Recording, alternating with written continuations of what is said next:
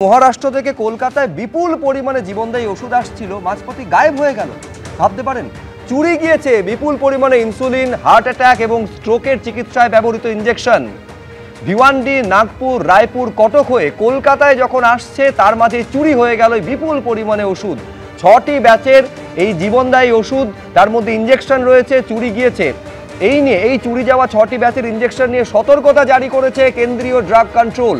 সমস্ত রাজ্য এবং কেন্দ্রশাসিত অঞ্চলকে এই সেন্ট্রাল ড্রাগ কন্ট্রোল তারা সতর্ক বার্তা পাঠিয়েছে। কি বলা হয়েছে তাতে? সেখানে বলা হয়েছে, চুরি যাওয়া ইনজেকশনগুলি অত্যন্ত সংবেদনশীল, বিশেষ ধরনের আরডিএনএ ইনজেকশন। আমি পুরো বিষয়টা আরো বিস্তারিতভাবে জানবো। সন্দীপ সরকার আমাদের প্রতিনিধি রয়েছেন। কিভাবে এত পরিমাণে জীবনদায়ী ওষুধ সন্দীপ খোয়া গেল এবং কেন্দ্রীয় ড্রাগ কন্ট্রোল থেকে যে নির্দেশিকা জারি করা হয়েছে তাতেই বা কি বলা হলো? দেখো, কেন্দ্রীয় ড্রাগ কন্ট্রোলের তরফে DCGI, director general of drug controller, দেশের নিয়ামক সংস্থা ওষুধের ক্ষেত্রে, তারা এই সমস্ত রাজ্য এবং কেন্দ্রশাসিত অঞ্চলকে একটি সতর্কতা পাঠিয়েছেন। সেই সতর্কতাতে তারা বলেছেন যে একটি বহুজাতিক ওষুধ প্রস্তুতকারী সংস্থা তার তৈরি বিপুল পরিমাণ জীবনদায়ী ইনজেকশন তাদের মহারাষ্ট্রের ভিওয়ান্ডির প্লান্ট থেকে বিভিন্ন জায়গায় যাচ্ছিল। নাগপুর যাচ্ছিল, রায়পুর যাচ্ছিল, কটক যাচ্ছিল এবং কলকাতা যাচ্ছিল। একটা বিপুল পরিমাণ ইনজেকশনের কনসাইনমেন্ট সেটা মাঝপথে চুরি গিয়েছে।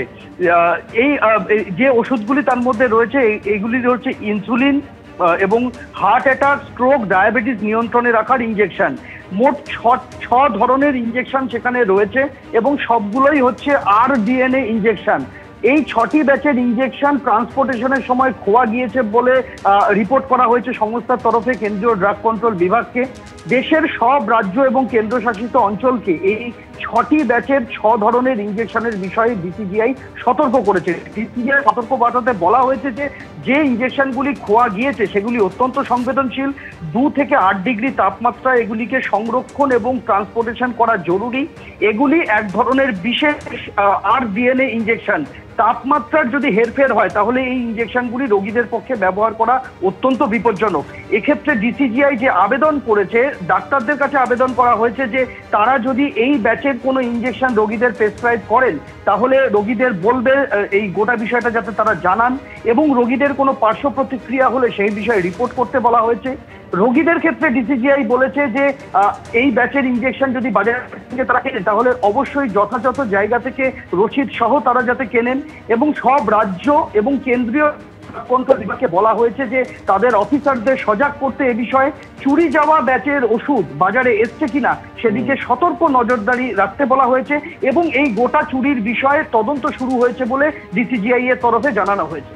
বেশ সন্দীপ, আপাতত তোমাকে ধন্যবাদ। একবার খেয়াল করুন যে কেন্দ্রীয় ড্রাগ কন্ট্রোলের তরফে যে নির্দেশিকা কতটা গুরুত্বপূর্ণ, তার কারণ এই যে সমস্ত আরডিএনএ ইনজেকশন যেগুলো চুরি গিয়েছে সেটা একটা নির্দিষ্ট তাপমাত্রার মধ্যে সংরক্ষণ করে রাখতে হয়। যদি তা না হয় এবং যদি তা রোগীর শরীরে ইনজেক্ট বা অ্যাপ্লাই করা হয়, তা কতটা মারাত্মক হতে পারে। চিকিৎসকেরা ঠিক কোন আশঙ্কার কথা ভাবছেন এই জায়গা থেকে? চিকিৎসক অজয় সরকারের সঙ্গে আমরা কথা বলেছিলাম, তিনি কি বলছেন দেখুন। এই ব্যাচটা ইউজ করতে আমরা সবাই ভয় পাবো। এখন ব্যাচ তো আমরা দেখে ওষুধ লিখি না, এটা আমরা লিখে দিই, সাপ্লাই করে বিভিন্ন ফার্মেসি থেকে। এই সাপ্লাইড মেডিসিন গুলো যদি ফার্মেসিতে পৌঁছে কেউ যারা না মানে ঠিকভাবে চেক করে যদি ওগুলোকে অ্যাবান্ডন না করে তাহলে কিন্তু লোকের একটা ভয় থেকে যাচ্ছে সাইড এফেক্টের। এবং সাইড এফেক্টের ফার্স্ট যেটা হবে যে কাজ করবে না, সুগারটা বেড়ে যাবে এবং আমরা ওষুধও বাড়িয়ে যাব বা ডিফারেন্ট ওষুধ দেব এবং আলটিমেটলি একটা সাইড এফেক্ট হতে পারে। সেকেন্ড হচ্ছে এটা অ্যাডাল্টারেট করে বাজারে ছাড়তে পারে, তখন তার কি অ্যাডাল্টারেশন করা হচ্ছে তার উপর সাইড এফেক্টটা ডিপেন্ড করবে। দেখুন, আশঙ্কার জায়গাটা মূলত হচ্ছে যেটা চুরি হয়েছে, চুরি হয়ে কোথায় কোথায় গেছে। সব থেকে বড় আশঙ্কা যে 2 থেকে 4 ডিগ্রি সেন্টিগ্রেডের মধ্যে যে রাখতে হয় সেটা যদি না রাখা যায় এবং তারপর যদি কোনো চিকিৎসক ভুলবশত কোনো নার্সিংহোম বা হাসপাতাল রোগীর ওপর সেটা অ্যাপ্লাই করেন, তার প্রভাব হতে পারে মারাত্মক। এই আশঙ্কার কথা মাথায় রেখে সমস্ত রাজ্য এবং কেন্দ্রশাসিত অঞ্চলকে এই সতর্কবার্তা কেন্দ্রীয় ড্রাগ কন্ট্রোলের তরফে দেওয়া হয়েছে। চিকিৎসক দীপ্তেন্দ্র সরকারের সঙ্গে আমরা এই আশঙ্কার জায়গাটা নিয়েও কথা বলেছিলাম, তিনি কি বলছেন দেখুন। তাহলে তো যে চকের সাইড এফেক্টটাও আছে আর ওষুধের এফেক্টটাও হলো না, দুদিক থেকেই ক্ষতি হলো। যে কোনো ওষুধেরই নির্দিষ্ট তাপমাত্রার মধ্যে রাখাটা প্রয়োজনীয়। যদি সেই তাপমাত্রার বাইরে রাখা হয় তাহলে সম্পূর্ণভাবে সেই ওষুধটি নিষ্ক্রিয় হয়ে যায়। অর্থাৎ আপনি একজন হাইলি ডায়াবেটিক পেশেন্টকে ইনজেকশনটা দিচ্ছেন কিন্তু তার সুগার কমছে না, সুতরাং এই ক্ষতিটাও হতে পারে।